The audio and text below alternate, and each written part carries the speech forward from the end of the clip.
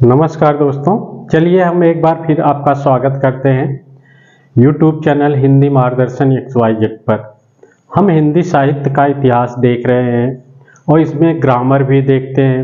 कोई भी परीक्षा हो, चाहे कंपटीशन की हो या अदर कोई भी परीक्षा हो, तो जैसे TGT PGT हो गया, RO ARO PCS वगैरह, या तो फिर अदर स्टेट की शिक्षक भर्ती जिसमें हिंदी आती है, उसके लिए यह महत्वपूर्ण है। इस पे हम देखते हैं साहित्य और ग्रामर। तो हमने साहित्य और ग्रामर शुरू किया है, तो इसमें जो है अभी साहित्य चल रहा है। तो जो शुरू के पहले हिंदी का विकास, लेखन कब शुरू हुआ, इतिहास कैसे हुआ इसका, इन सब के बारे में देखा। अब एक प्रश्न बनता है कि हिंदी शब्द जो है वो आया कहाँ से है, तो उसी के बारे में हमारी आज का टॉपिक रहेगा। हिंदी शब्द कहाँ से आया, कैसे इसकी उत्पत्ति हुई, हिंदवी शब्द क्या है, इन सब के बारे में हम आज देखेंगे। तो सबसे पहले हम देखते हैं, हमारे देश में छोटे छोटे राजा पहले होते थे, वे अपना शासन करते थे। फिर धीरे धीरे जब मुगलों का आक्रमण हुआ, धीरे धीरे यहाँ पूरे भारत में मुगलों का आक्रमण हुआ, फिर उन्होंने अपना राज्य स्थापित किया। तो उनकी भाषा अलग थी, वे फारसी भाषा का प्रयोग करते थे, यानी उर्दू। वो फारसी भाषा में लिखवाते थे, उनके जो भी लेख वगैरह, जो भी पुस्तकें या जो भी अपना वो आदेश निकालते थे, सब फारसी भाषा में होते थे। तो पूरे भारत में यह छा गई। फिर उसके बाद हिंदी शब्द का कैसे विकास हुआ, तो जब मुगलों का आक्रमण पूरे भारत पे हो गया, तो धीरे धीरे जब अंग्रेजों का शासन आया, अंग्रेजों ने धीरे धीरे एक एक करके अपना राज्य स्थापित कर लिया। तो अंग्रेजों की भाषा थी अंग्रेजी और मुगलों की भाषा थी फारसी। तो इसमें जो यहाँ की जनता थी उनको समझ में नहीं आती थी, वे पढ़े लिखे नहीं थे, इंग्लिश नहीं जानते, फारसी कम जानते थे। इसलिए जो यहाँ के मूल निवासी थे उनके लिए हिंदी शब्द विकास कैसे हुआ, उसी के बारे में आज हमारा टॉपिक रहेगा। तो हम देखते हैं फोर्ट विलियम कॉलेज। सबसे पहले यहीं से हिंदी शब्द की उत्पत्ति मानी जाती है। तो कैसे, इसी के बारे में विस्तार से चर्चा रहेगी। तो पहले इसकी स्थापना, इसका इतिहास देख लें। फोर्ट विलियम कॉलेज की स्थापना 1800 ईस्वी 1800 ईस्वी में हुई। कहाँ पर हुई? स्थान कलकत्ता, जो इस समय कोलकाता नाम से जाना जाता है। अब प्रश्न बनता है कोलकाता नाम कैसे पड़ा? जाप चारनाक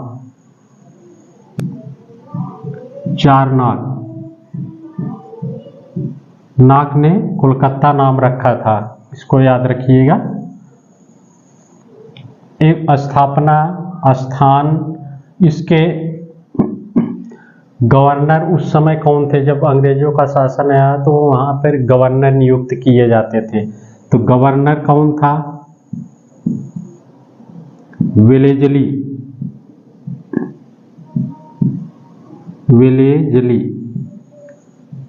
और इसके अध्यक्ष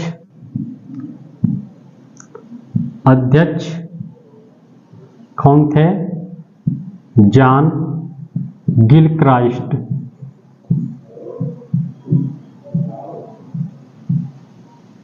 जॉन गिलक्राइस्ट की अध्यक्षता में, और इसके गवर्नर वेलेजली थे। इन्होंने ही इस फोर्ट विलियम की कॉलेज की स्थापना की।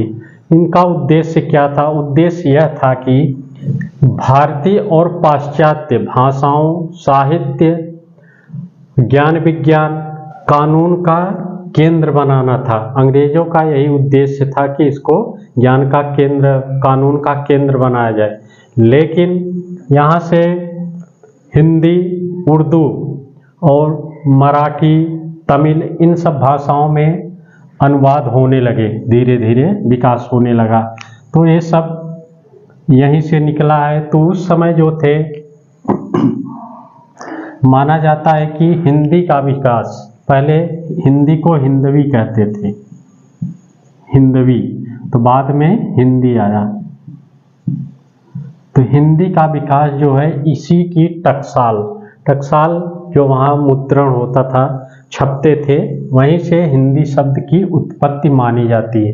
ये प्रश्न पूछा जाता है कि हिंदी शब्द की उत्पत्ति कहाँ, तो फोर्ट विलियम कॉलेज के टकसाल से हुआ। एक अंग्रेज विद्वान थे विलियम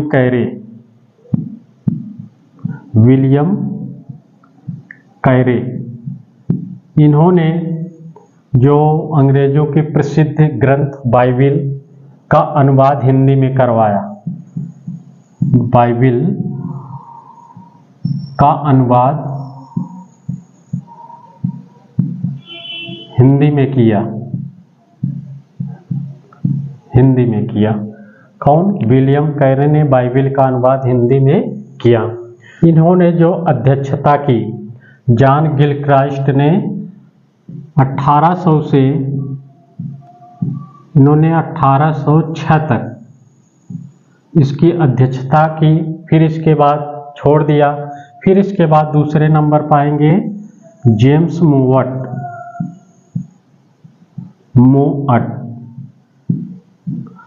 इन्होंने इसकी अध्यक्षता 1806 ईस्वी से 1808 तक की अध्यक्षता की। फिर इसके बाद विलियम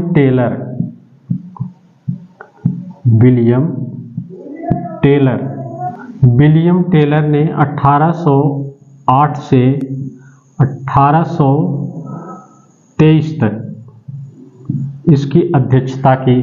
फिर आ जाएंगे विलियम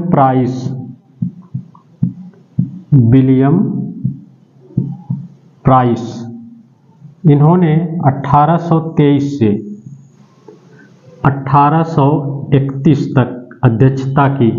फिर इन्होंने छोड़कर चले गए। फिर इसके बाद यहाँ के जो भाषा मुंशी वगैरह थे उन्होंने इसकी अध्यक्षता की, और लास्ट में 1854 में एक आज्ञा पत्र के अनुसार इसे बंद कर दिया गया।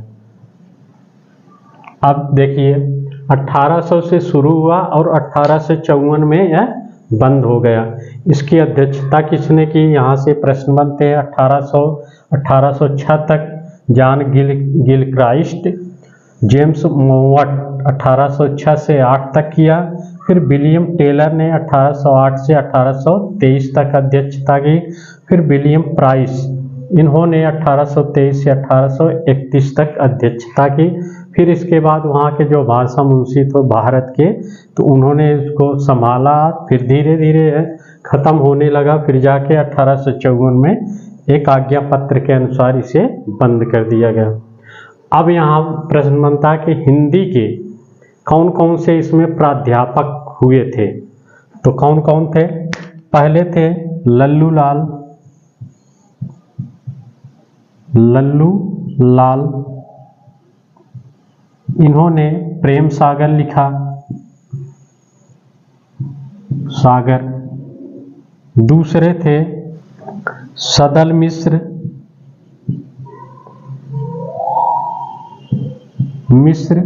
इन्होंने नासकेतोपाख्यान लिखा,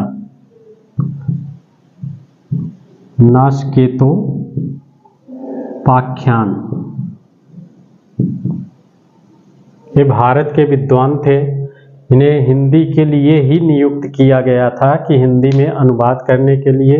लल्लू लाल ने उस समय वहाँ अनुवाद करके प्रेम सागर लिखा। फिर सदल मिश्र ने, यही दो वहाँ प्राध्यापक नियुक्त हुए थे। प्रश्न बनता है कि फोर्ट विलियम कॉलेज के प्राध्यापक थे तो कौन कौन थे? लल्लू लाल और सदल मिश्र। इनकी ये दोनों रचनाएं हैं, दोनों 1803 ईस्वी में हुई थी रचनाएं, 1803 में। हिंदी में महत्वपूर्ण योगदान देने वाले जो विद्वान थे अंग्रेज, एक तो जॉन गिलक्राइस्ट और विलियम प्राइस। इन्होंने जो उस समय हिंदी को हिंदुस्तानी नाम से जाना जाता था, तो इन्होंने ही हिंदी को खड़ी बोली नाम दिया? हिंदी खड़ी बोली। ये भी अगर प्रश्न पूछ लिया जाए तो कौन नाम दिया था हिंदी खड़ी बोली? विलियम प्राइस ने। और इनका तो योगदान बहुत ही है, इनके बारे में हम आगे देखते हैं। प्रश्न कहाँ से बनते हैं? स्थापना का वर्ष, स्थान, गवर्नर, अध्यक्ष, और ये हिंदी के जो विद्वान हुए थे, ये सब प्रश्न के योग्य हैं। जॉन गिलक्राइस्ट ने हिंदी की 3 शैलियाँ मानी। 3 शैली इन्होंने बताया। पहली शैली दरबारी फारसी शैली, दूसरी शैली हिंदुस्तानी शैली, तीसरी हिंदवी शैली। अगर कहीं पूछा जाए तो गिलक्राइस्ट ने कितनी शैली बताई, तो 3। कौन कौन? दरबारी फारसी शैली और हिंदुस्तानी शैली, हिंदवी शैली। इन्होंने 2 रचनाएं की। कौन कौन? एक grammar of the Hindustan language, दूसरा है a dictionary of English and Hindustani. ये पुस्तकें याद रखिए, यहाँ से भी प्रश्न पूछा जाता है। और इनकी शैली और ये पुस्तकें, इन्होंने एक रचना की थी जो खड़ी, पहले इंग्लिश में थी, उसका हिंदी अनुवाद खड़ी बोली में करवाया था। उस रचना का नाम है द हिंदी रोमन ऑर्थोएपिक एपिग्राफी। इसका अनुवाद इन्होंने खड़ी बोली में किया है। खड़ी बोली में इसका अनुवाद किया। तो ये थे हमारे फोर्ट विलियम कॉलेज के महत्वपूर्ण प्रश्न। यहाँ से प्रश्न पूछे जाते हैं, बनने की संभावना है, और जो पूछे गए हैं जहाँ से, उसको हमने इम्पोर्टेंट बता दिया। तो इसलिए आप पढ़ते रहिए। जय हिंद।